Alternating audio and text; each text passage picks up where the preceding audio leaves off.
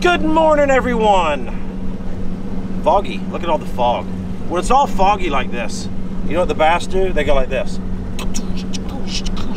That's right, dude. They just go on the surface. Right. Say hello, everyone, to Mr. Dustin Cooper.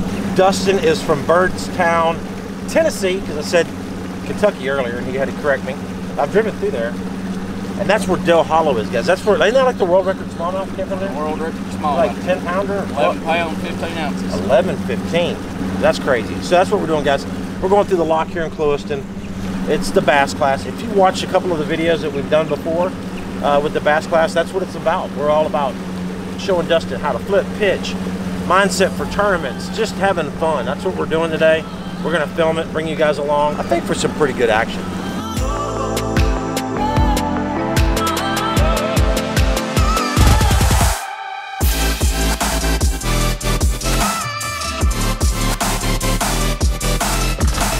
I got a real big one, dude. We are here, fellas. Beautifulness right here. All these pads, all this stuff in here. Oh yeah. The two big ones that I found yesterday, I tied a knot, and I'll show you. You'll see the knot in a minute. I tied a knot in one of the reeds right here. And then there's a second. See that black bird jumping on that point right there? The point this side of that black bird? There's another reed that's bent over. I bent it over, and he's out about 20 yards, or 10 yards out in front. Let's throw top water for just a little bit, because sometimes those bigger ones will bite it. Then we'll start flipping and pitching a little bit. It's right there, but the fish, see that left point? See this patch here? That left thing sticking out? Throw right through that chute and come by. See that little tiny stop sticking up that far? Down there in the water? Yep, that little, right through there and come right through there. Right point. Yep. Perfect. Good. You worked it slow, which was good, but a lot of times they like that. If you pop it a little sharper, just a little sharper, where it turns. It's a reaction. Yeah, there you go. Oh, that's a little hard, but you'll get it. There, like that.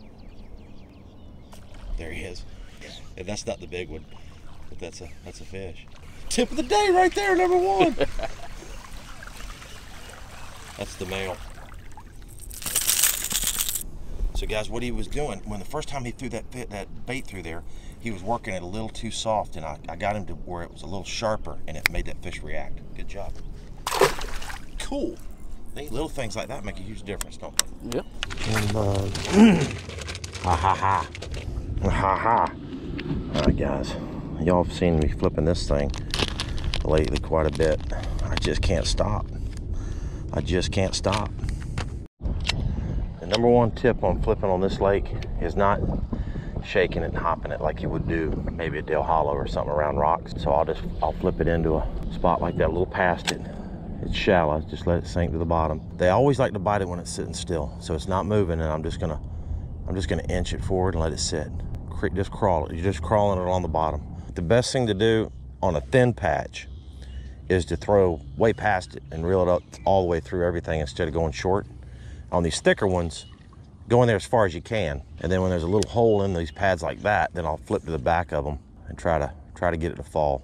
But I always like to go past the target and bring it to it, especially in the shallow water, because if you land right on top of one, it's going to scare him. There's a bite. I hope I got my camera on. About the third one. See, I'm gonna check it. We're good. Came off a reed patch after I just said, man, got any bites on the reeds. I'm not a real big one. A little chunky 2-pounder.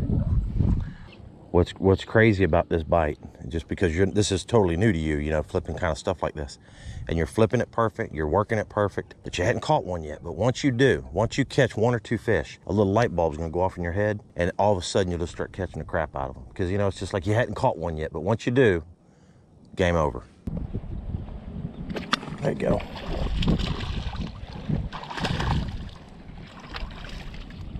Nice. Yeah, just start swimming off with it.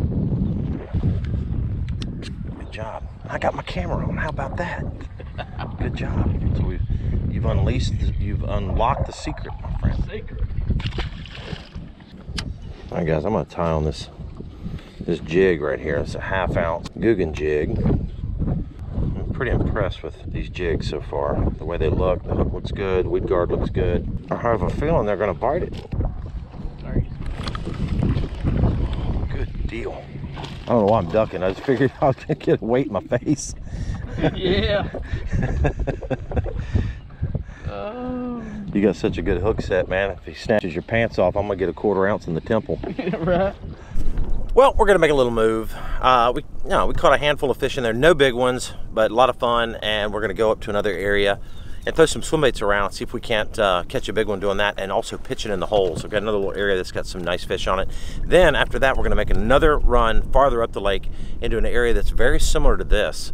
A lot of scattered reeds, a lot of scattered little cattail patches, and super shallow like it is in here.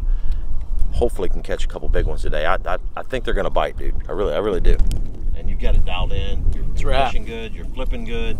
Guggen Baits is doing its deal. It is. Gonna throw some little banditos right there. That kind of stuff. Big ones in here spawning.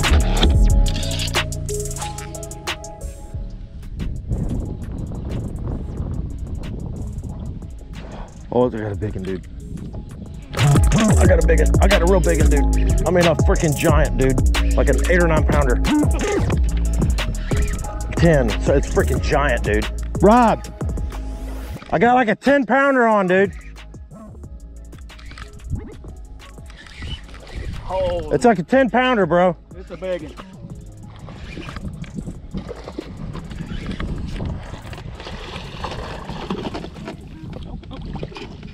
God.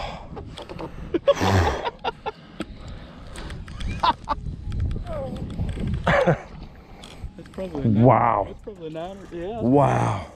Giant. Wow. Right there. Dude, I hope my camera's on, and it is. Boys, I saw it coming after it, dude. Yeah. I saw it coming after it. I threw that swim bait and rolled it through there, and big wave was coming, dude, behind it. And I was like, oh my gosh, and then it ate it. That is a giant. Dude, wow. Let's stick her in the box. Take some pictures of her. The biggest fish ever caught in this boat, dude. That's the biggest fish ever caught in this boat. Guys, how about that? Like an 8 or 9 pounder, big one. Brand new boat, by the way. Awesome deal. Now that was on the swimmer. Let me show you what I caught that on. Caught that fish. This is what we've been fishing with. This is the Guggen Baits swimmer right there. Rigged up on a swim bait hook with a little 3/16 bullet weight. Awesome deal. This is the brand new favorite Pro Battle series rod. P-line X braid. Got the job done. That's awesome. And that's what Okeechobee's about. You know, it's 2 pounder, 2 pounder, 3 pounder, 2 pounder, then 8 pounder, 9 pounder. And there's other big ones. I'm pretty sure there's a big one right here, dude. I just can't quite see it. Sweet. Giant. Giant. Hey.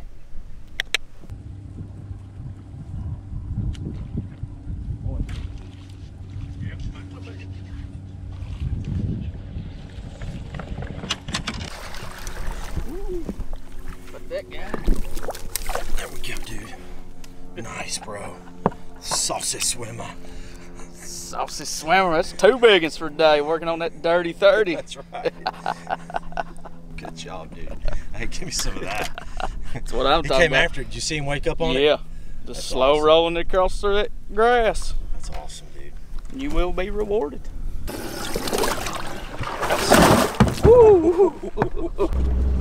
Lunchtime. Stuff's right there is good now. So we're gonna make a little move again. We stopped here and obviously caught those 2 big ones. That was really cool. And what was neat about those 2 fish was they were post-spawn fish. So that tells you a lot. So I'm gonna go to another area where we can flip around, throw some top water, see if we can't catch a couple more big ones in there, and then we'll finish up the day with a swim bait again up on the shoal in some of that eelgrass. Let's make a little run.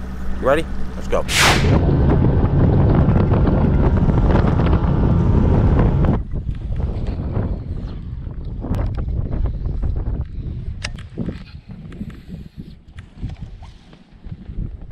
Let's bite.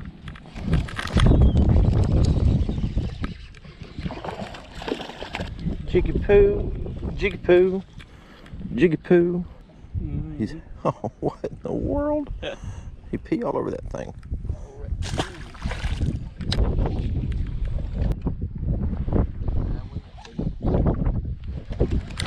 There. A little better.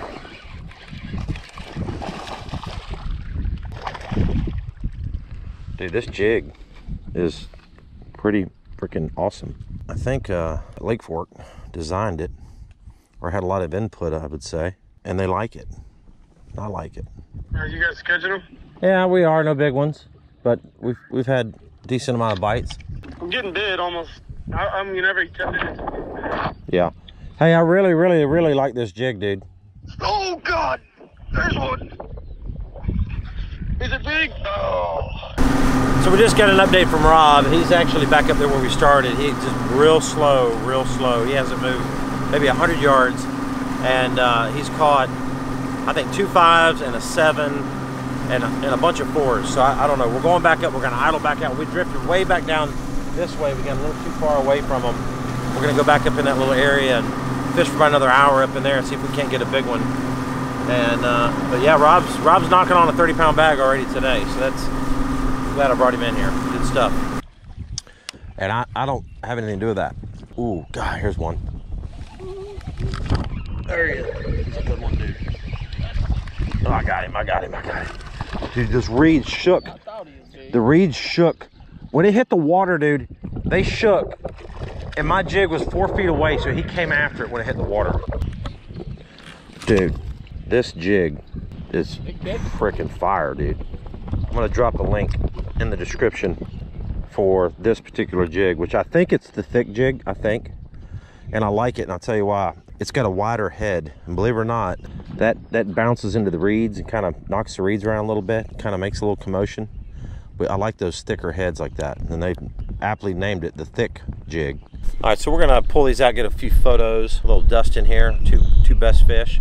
Rob, 30 pounds, or 25. Yeah. That was good stuff, dude. All right, man, did you have a good time today? Had a great time. Awesome, dude, you did great, man. You did great. We caught a lot of fish. We caught some big ones, and that's what you come to Okeechobee for. Rob's over there, he had a fantastic day.